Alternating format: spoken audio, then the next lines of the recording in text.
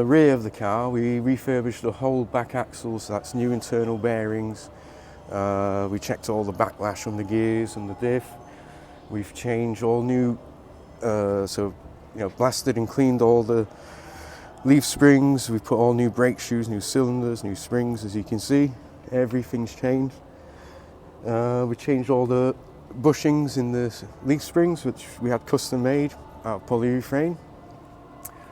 We also had a custom made fuel tank out of aluminium with a bit more fuel capacity to give it a bit more duration for driving.